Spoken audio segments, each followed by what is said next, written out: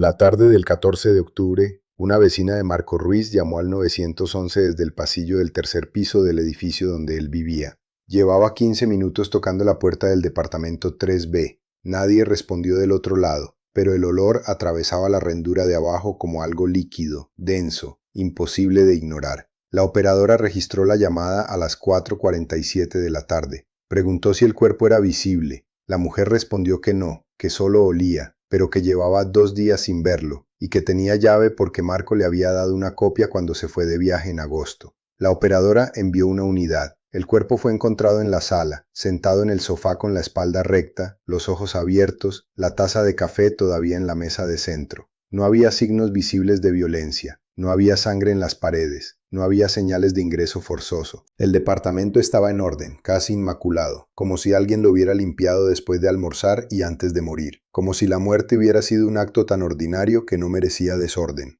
El oficial a cargo escribió en su reporte inicial: muerte de causa desconocida, posible evento cardíaco. Era la manera más rápida de cerrar un caso sin cerrar un caso, de quitarse un informe del escritorio sin quitárselo de la conciencia. Mandó el cuerpo a la funeraria, dejó el departamento sellado y siguió su turno. Fue el detective Raúl Mendoza, asignado al distrito, quien llegó 2 horas después a revisar el lugar por cuenta propia. Tenía el presentimiento de que algo no cuadraba. Lo había tenido desde que escuchó la llamada en la frecuencia de la patrulla. El olor era demasiado uniforme para ser natural. El café en la taza estaba frío, sí, pero la superficie del líquido tenía una textura que no correspondía a una infusión dejada por horas. Había algo ceroso en los bordes, una especie de película que no debería estar ahí. Lo describió así en su libreta: ceroso. Fue la primera palabra que escribió esa noche. Marco Ruiz tenía 34 años. Era contador en una firma mediana de Guadalajara en el área de auditoría financiera. Llevaba 4 años en la misma empresa, había ascendido 2 puestos en ese tiempo, no tenía enemigos registrados en su expediente personal ni en el de nadie. Sus compañeros de trabajo lo describían como callado pero eficiente, el tipo de persona que llegaba temprano y se iba tarde sin que nadie se lo pidiera. Vivía solo desde que rompió con su novia anterior, hacía 18 meses. La relación había terminado en buenos términos, según sus amigos más cercanos. Un par de cenas de despedida, algunos mensajes cordiales y después nada. No había vicios, no tenía deudas, no tenía antecedentes penales, no tenía órdenes de restricción, no tenía problemas visibles, no tenía motivos obvios para que alguien quisiera matarlo. La única persona con quien hablaba todos los días, según los registros del teléfono, era Sandra Flores. Sandra Flores, 28 años, recepcionista en una clínica dental del centro de la ciudad. Llevaba 9 meses con Marco. Los amigos de él la describían como atachosa, presente, siempre pendiente de él con una intensidad que algunos encontraban admirable y otros encontraban excesiva. Una amiga cercana le dijo a la policía que Sandra había conocido a Marco en una fiesta de cumpleaños de un amigo común y que desde el primer día se mostró interesada con una determinación que no era agresiva, pero tampoco era casual. Quería saber dónde estaba, con quién, qué hacía, cuándo volvía. Marco lo tomaba como muestra de cariño. Los amigos lo tomaban como señal. Nadie dijo nada porque nadie estaba seguro de qué estaba viendo. La primera entrevista con Sandra Flores ocurrió 3 días después del hallazgo. Un noticiero local la contactó porque Marco no tenía familia directa en la ciudad. Sus padres vivían en Michoacán y habían viajado a Guadalajara el mismo día 14 cuando recibieron la llamada. Sandra fue la persona que abrió la puerta a los oficiales cuando llegaron al departamento aquella tarde. Por eso la reportera la buscó. Sandra aceptó hablar. Se sentó frente a la cámara con los ojos hinchados y la voz quebrada. La misma voz que ahora todos reconocían. Llevaba un suéter gris que le quedaba una talla grande, como si hubiera bajado de peso en 3 días, como si el cuerpo respondiera antes que la mente. Dijo: no sé qué pasó, él estaba perfectamente la última vez que lo vi. Nosotros hablamos por teléfono la noche antes y estaba feliz. Teníamos planes para el fin de semana, íbamos a ir a la playa. La reportera le preguntó cómo se sentía. Sandra miró a la cámara y dijo: necesito justicia. Marco no se merecía esto. Alguien tiene que responder por esto. Él era buena persona, no se merecía terminar así. El segmento duró 4 minutos. El teléfono de la redacción recibió 230 llamadas en las siguientes 12 horas. La gente quería ayudar, la gente quería sangre, la gente había visto a una mujer llorar y había decidido creerle. Sandra volvió a aparecer una semana después, en el segundo noticiero que cubría el caso con regularidad. Ya no era noticia fresca, pero seguía habiendo audiencia. Esta vez llevaba un vestido negro y menos maquillaje. Sus ojos estaban más rojos que la primera vez, o quizás solo estaban mejor iluminados. El periodista le preguntó si la policía le había dado alguna pista, si había avances, si había algo que la familia supiera que el público no supiera. Sandra bajó la mirada y dijo: «No nos dicen nada. No nos trataban como si nosotros supiéramos algo, pero yo sé que Marco tenía un problema con alguien». El periodista presionó: «¿Con quién?». Sandra hesitó, se mordió el labio, miró a la cámara como buscando algo, como pidiendo permiso para decir algo que no debía. Dijo: «Había un hombre, un conocido de Marco, que tenía problemas con él por algo de trabajo». No quiso dar el nombre. Dijo que aún no estaba segura, que no quería acusar a nadie sin pruebas, que la policía debía investigar, pero que ella tenía información que aún estaba procesando. El segmento generó más llamadas. La policía recibió 21 correos electrónicos sugiriendo nombres de personas que habían tenido conflictos con Marco. Ninguno llevó a ninguna parte, pero el nombre que Sandra había dejado flotando en el aire, aunque nunca lo pronunció, empezó a recorrer las redes sociales como un rumor con piernas propias. La tercera entrevista ocurrió 19 días después del descubrimiento del cuerpo. El caso ya tenía atracción mediática. Un programa de crimen real nacional envió una unidad a Guadalajara con un productor y 2 cámaras. Sandra fue invitada al estudio, al set principal con las luces de LED que nunca parpadean y el fondo azul oscuro que parece profundo como el mar. Aceptó. Se sentó junto al conductor, bajo aquellas luces que no perdonan nada, y esta vez su relato tuvo más estructura, más fechas, más detalles que encajaban como piezas de un rompecabezas que alguien había ensayado muchas veces. Recordó que Marco había recibido una llamada telefónica 2 noches antes de morir. Dijo que él había salido del cuarto para atender y que cuando volvió parecía preocupado, serio, como si algo le hubieran dicho que no debería escuchar. Dijo que le preguntó qué pasaba y que él respondió: «No es nada, solo trabajo, ya está resuelto». La periodista del programa le preguntó: «¿Usted cree que esa llamada tiene que ver con lo que pasó?». Sandra dijo: «No lo sé, pero alguien tenía algo contra Marco y no se lo dijo a tiempo». El conductor entonces preguntó: «¿Hay alguna persona en particular que usted quiera señalar?». Sandra tardó 3 segundos antes de responder, 3 segundos que parecieron 3 horas en la sala de edición. Dijo: «Yo no puedo señalar a nadie, eso le corresponde a la policía, pero la gente que lo conocía sabe quién era». El detective Mendoza escuchó esa tercera entrevista en su departamento a las 11:30 de la noche, con un café frío en la mano porque había olvidado calentarlo 2 horas antes. Anotó en su libreta: Sandra Flores, tercera entrevista. Versión modificada. La llamada que Marco recibió aparece por primera vez en esta versión. No mencionó llamada en la primera entrevista. No mencionó llamada en la segunda. También dijo que Marco salió del cuarto para atender. En las entrevistas anteriores había dicho que Marco estaba en la sala cuando recibió la llamada, que había sido una llamada corta, que él había vuelto a la mesa y habían seguido cenando. Detalle pequeño, muy pequeño, casi insignificante. Pero Mendoza había trabajado 22 años en Homicides. Había aprendido que los detalles pequeños eran los únicos que importaban, que la verdad vivía en los márgenes de lo que la gente recuerda precisar cuando está mintiendo.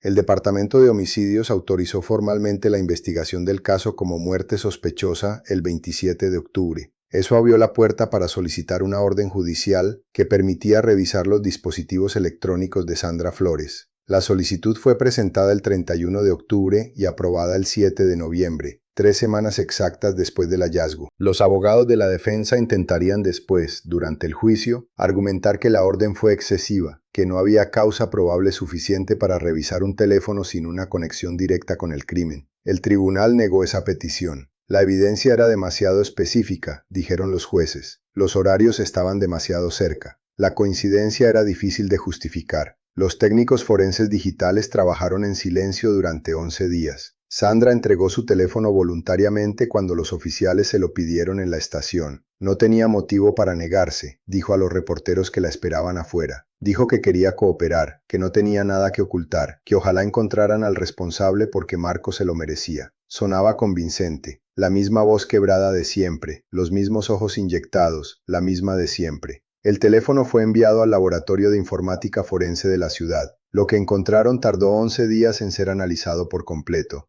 Y lo que encontraron cambió todo. El historial de búsquedas del teléfono de Sandra Flores revelaba 17 consultas realizadas en las 72 horas previas a la muerte de Marco Ruiz. Las primeras 9 fueron consideradas rutinarias o no relacionadas. Direcciones, clima, recipes, una consulta sobre el horóscopo de Marco, una búsqueda sobre cuánto cuesta un vuelo a la costa para el fin de semana que nunca ocurrió. 4 de ellas fueron consideradas relevantes para la investigación criminal. La primera, venenos que no se detectan en una autopsia estándar. La segunda, ¿cuánto tiempo tarda en morir alguien por ingestión de...? La tercera, ¿cómo borrar historial de búsquedas de un teléfono? La cuarta, ¿cómo eliminar un mensaje antes de que la otra persona lo lea? Las búsquedas habían sido hechas desde su propia cuenta, en su propio dispositivo, en su propia conexión de Wi-Fi, con su propia huella digital como usuario. Ninguna VPN, ningún modo privado activado, ningún esfuerzo por ocultar la IP, como si no se le hubiera ocurrido que alguien pudiera mirar, como si creyera que borrar era lo mismo que desaparecer. Pero el detalle que destruyó por completo la versión de Sandra no fue ninguna de esas 4 búsquedas, fue el horario exacto de la tercera, la que preguntaba cómo borrar el historial. Fue hecha a las 4:56 de la tarde del 14 de octubre. La llamada de la vecina al 911 fue registrada por la central a las 4:47 de la tarde. Eso significaba que Sandra había buscado cómo borrar su historial de búsquedas 11 minutos después de que alguien descubriera el cuerpo. 11 minutos antes de que cualquier persona en ese edificio supiera que Marco estaba muerto. 11 minutos en los que Sandra Flores, desde donde estuviera, decidió que necesitaba desaparecer algo antes de que el mundo supiera lo que había pasado. A menos que ya lo supiera, a menos que estuviera ahí cuando pasó. La oficina del fiscal presentó la orden de arresto formal el 22 de noviembre. Sandra Flores fue detenida en su departamento a las 7:15 de la mañana. Llevaba una mochila pequeña en la espalda, de las que se usan para un viaje corto. Tenía un boleto de autobús a Michoacán en el bolsillo interior de su chaqueta. Sus maletas estaban hechas. 3 malas grandes en la habitación, cerradas con llave. El vecino que vivía 2 puertas más allá dijo a los reporteros que había escuchado movimiento en el departamento de Sandra desde las 5 de la mañana, como si alguien estuviera packing last minute, como si hubiera cambiado de opinión sobre marcharse y luego cambiado de nuevo. El video de la cámara del pasillo, que los técnicos habían revisado sin esperar encontrar nada relevante, mostró a Sandra saliendo de su departamento a las 6:40, revisando su teléfono con la cara iluminada por la pantalla y volviendo a entrar 11 segundos después. La científica forense digital dijo después, testificando, que probablemente estaba esperando a que fuera seguro salir, que había estado monitoreando las noticias en su teléfono para ver cuándo se reportaría el hallazgo, para calcular cuándo podía moverse sin ser vista. El juicio comenzó el 14 de abril del año siguiente, 8 meses exactos después del arresto. La selección del jurado tomó 3 días completos, porque ambos lados impugnaron candidatos y hubo que encontrar 12 personas que no hubieran visto las entrevistas, que no tuvieran opinión formada, que pudieran ser imparciales en un caso que ya había dividiendo la ciudad. La fiscalía presentó su caso en 6 sesiones de tribunal. Presentó el historial de búsquedas con los horarios exactos. Presentó los relatorios de los forenses que habían determinado que la sustancia hallada en el café de Marco era un compuesto que no aparece en las toxicológicas estándar a menos que se solicite específicamente, a menos que se esté buscando exactamente eso. Presentó el testimonio de la vecina que había encontrado el cuerpo y que había notado algo extraño en los días anteriores, y es que Sandra llegaba mucho al departamento de Marco, más de lo que una novia promedio llegaría. Siempre con bolsas del supermercado, siempre dejando cosas, como si estuviera mudándose en silencio. Presentó los mensajes de texto que Marco le había enviado a su amigo más cercano 2 días antes de morir. Algo no está bien. Sandra está actuando muy raro. Dice que me quiere mucho, pero es como si me quisiera controlar. Me siento atrapado. El amigo no había testificado antes porque nadie se lo había preguntado en la primera investigación, cuando el caso todavía se llamaba muerte de causa desconocida y nadie pensaba en asesinato. La defensa intentó construir la historia de una mujer destrozada por el duelo, una mujer cuyo cerebro se había fracturado bajo el peso de perder a alguien que amaba y que había buscado información sobre la muerte sin saber por qué, como una mano que se extiende en la oscuridad sin saber qué va a tocar. Llamó a un psicológico forense que testificó que los síntomas de estrés postraumático pueden manifestarse con comportamientos repetitivos, incluyendo la búsqueda compulsiva de información sobre la muerte, sobre los métodos, sobre las causas, como una manera de prepararse para lo que ya se sabe que va a pasar o como una manera de controlar lo incontrolable. La defensa argumentó que Sandra había buscado esas cosas después de la muerte de Marco, no antes, y que el laboratorio había errado en la calibración de los horarios, que los teléfonos no son relojes relojes perfectos. El perito de la defensa no pudo explicar, bajo el contrainterrogatorio del fiscal, cómo es que el teléfono mostraba las búsquedas hechas desde la noche del 13 de octubre, cuando Marco murió la tarde del 14, cuando el duelo que el perito describía supuestamente no había comenzado todavía. Sandra no declaró. Su abogado dijo que era su derecho constitucional y que no había nada que declarar porque no había hecho nada, que la fiscalía había construido una teoría pero no había pruebas directas, solo circunstanciales, solo horas y búsquedas y versiones que podían interpretarse de otra manera. El fiscal cerró su alegato final diciendo: esta mujer pasó 3 entrevistas nacionales llorando frente a las cámaras, pidiendo justicia, señalando a un hombre inocente que nunca existió, y todo era actuación, todo era fachada, cada lágrima fue calculada, cada pausa fue practicada. Lo único real en ese teléfono eran las búsquedas que hizo mientras Marco todavía estaba vivo, mientras todavía podía haber hecho algo diferente, mientras todavía había tiempo para que la verdad no importara tanto como la historia.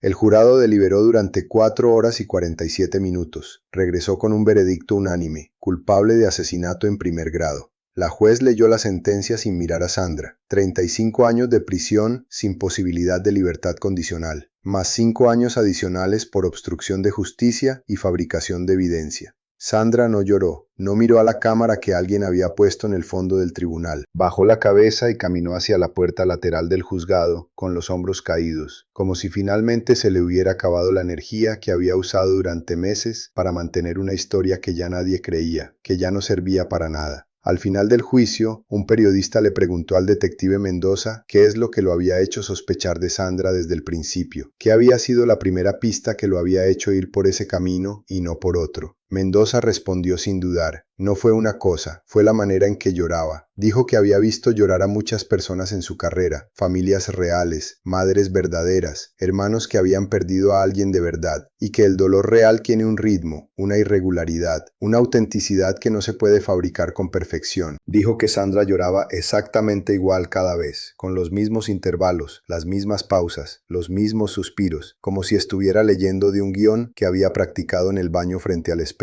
Dijo que lo que vio en esas entrevistas no era duelo, era actuación. Este caso no fue solo sobre un asesinato, fue sobre la creación metódica de una narrativa paralela, sobre la construcción de un personaje dentro de una tragedia que alguien más había escrito. Sandra Flores entendió algo que muchos asesinos no entienden, que en la era de la información, el encubrimiento no es suficiente. Tienes que reemplazarlo con una historia más grande, más emotiva, más convincente que la verdad. Tienes que convertirte en la víctima antes de que alguien piense que eres el victimario. Y eso requiere trabajo, requiere consistencia, requiere práctica. Las 3 entrevistas que dio fueron un ensayo para un juicio que nunca llegó a celebrar, porque se celebró otro. Cada lágrima fue una nota en un guión que nadie le pidió que escribiera. Cada entrevista fue una capa más de una armadura que al final no protegió nada. El verdadero error de Sandra no fue matar a Marco, fue subestimar lo que un detective anota en una libreta cuando ve algo que no cuadra. Fue pensar que 11 minutos eran suficientes para borrar una historia que estaba grabada en un servidor, en un historial, en un teléfono que nunca se reinició. Fue creer que el teléfono que tenía en la mano era solo un teléfono y no el registro más honesto que existe sobre lo que una persona hace cuando cree que nadie está mirando, cuando cree que tiene tiempo, cuando cree que la muerte es un secreto y no un hecho. Marco Ruiz murió en su sala, con una taza de café en la mesa, creyendo que la persona que lo amaba lo estaba protegiendo de algo. Y Sandra Flores pasó los días siguientes frente a las cámaras, haciéndole creer al país entero que ella también lo amaba, que era una víctima más, que merecía justicia como cualquier otro, solo que no de la manera en que ella quería que la entendieran, no desde el lado correcto de la cámara.